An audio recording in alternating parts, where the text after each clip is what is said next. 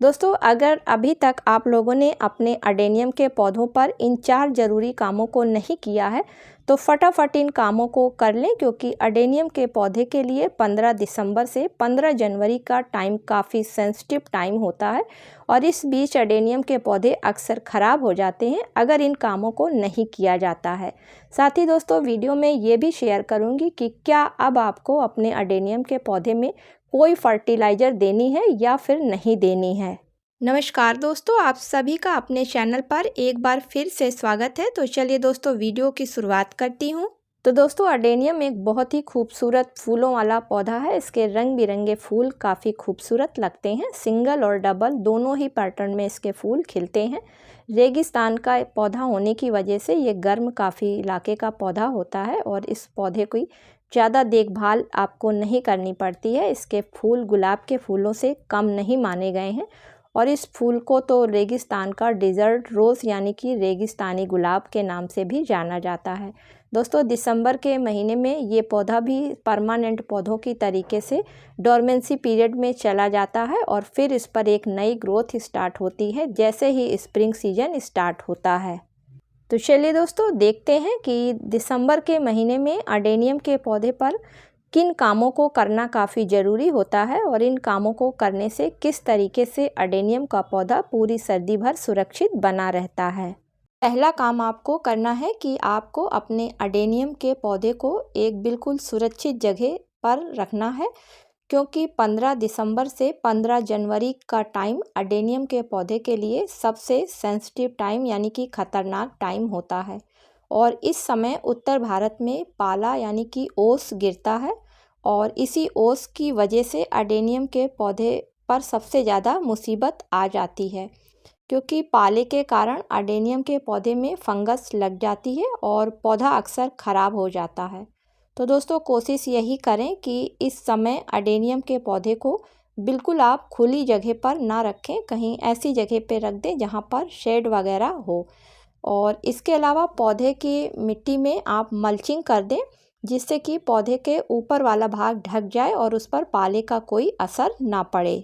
दूसरा काम आपको करना है कि सर्दी के मौसम में यानी कि इन 2 महीनों के बीच में आपको अपने अडेनियम के पौधे में पानी की मात्रा बहुत कम कर देनी है, क्योंकि दोस्तों ये एक रेगिस्तानी पौधा है और सकुलेंट पौधा होने के कारण इसके कोर्टेक्स में पानी काफ़ी कलेक्ट रहता है और उसी स्टोर पानी का ये अपने में इस्तेमाल करता है। तो गर्मी के मौसम में तो आप 2 से 3 दिन में एक बार जहाँ पानी देते हैं, वहीं पर जैसे ही टेम्परेचर 15 डिग्री के नीचे जाने लगता है, तो अडेनियम के पौधे में पानी देने की मात्रा काफ़ी कम कर दी जाती है और 10 से 12 दिन के बीच में ही इस पौधे को इस टेम्परेचर पर पानी दिया जाता है।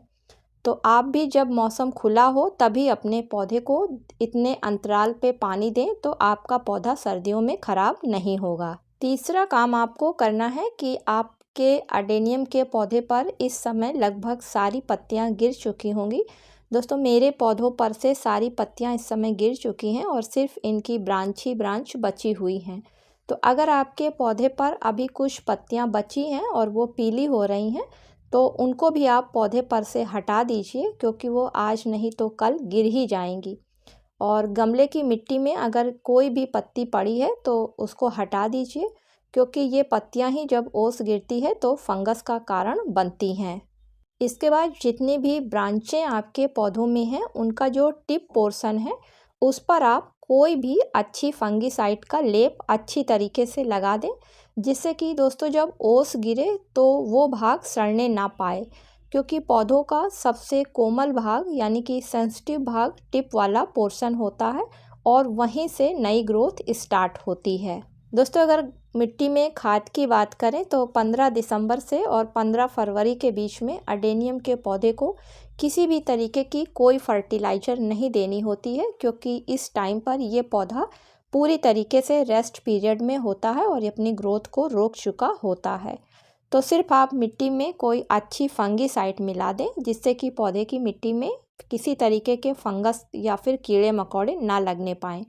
तो उसके लिए चाहे तो आप राख मिला दें, चाहे हल्दी हो या फिर जो भी आपके पास अच्छी फंगीसाइड हो उसको मिला दें। लास्ट में दोस्तों चौथा काम आपको करना है कि जैसे ही 15 फरवरी के बाद में टेम्परेचर बढ़ने लगता है तो आप अपने जो भी आपके पास अडेनियम के पौधे हैं उन पौधों को आप चेक करें, और अगर उनकी कोई ब्रांच ख़राब हो रही है या काफ़ी मुलायम सी होकर ब्राउन सी हो रही है तो आप उस ब्रांचों को तुरंत पौधे पर से हटा दीजिए। हटाने से आपके पौधे पर जो आगे फंगस नहीं लगने पाएगी, क्योंकि उन ब्रांचों में सर्दी की वजह से फंगस लग गई है। और जो कटा वाला भाग है उस पे आप तुरंत कोई अच्छी फंगीसाइड लगाकर पौधे को आप खुली धूप में रख दें। इसके बाद 15 फरवरी के बाद में आप गमले की मिट्टी की हल्की सी गुड़ाई कर दें और उसमें थोड़ी मात्रा में वर्मी कंपोस्ट और बोन मिल मिलाकर डाल दें। तो 15 फरवरी के बाद में अडेनियम के पौधे पर रीग्रोथ स्टार्ट होनी शुरू हो जाती है। तो फर्टिलाइज़र पा जाएगा तो पौधा ग्रोथ अच्छी तरीके से करने लगेगा। और मार्च शुरू होते ही आप पौधे पर की रिपोर्टिंग भी कर सकते हैं और पौधे पर लाइट या हार्ड प्रूनिंग भी कर सकते हैं। तो दोस्तों इन 4 कामों को अगर आपने अपने अडेनियम के पौधे पर सर्दियों के मौसम में कर लिया तो आपका पौधा फिर से एक नई ग्रोथ के साथ में फूल देने के लिए तैयार हो जाएगा। दोस्तों सभी प्रकार के अडेनियम के पौधों को दिसंबर और जनवरी के महीने में किसी भी तरीके की कोई फर्टिलाइज़र नहीं दी जाती है, क्योंकि ये पौधे पूरी तरीके से डोरमेंसी पीरियड में जाते हैं। दिसंबर और जनवरी के महीने में सिर्फ उन्हीं पौधों को कोई फर्टिलाइज़र दी जाती है जो सेमी डोरमेंसी पीरियड में जाते हैं। उम्मीद करती हूँ कि आज का वीडियो आप लोगों को पसंद आया होगा। अगर दोस्तों पसंद आया हो तो इसे लाइक और शेयर करें। मिलती हूँ किसी अगले वीडियो में किसी नई जानकारी के साथ में। तब तक के लिए दोस्तों हैप्पी गार्डनिंग।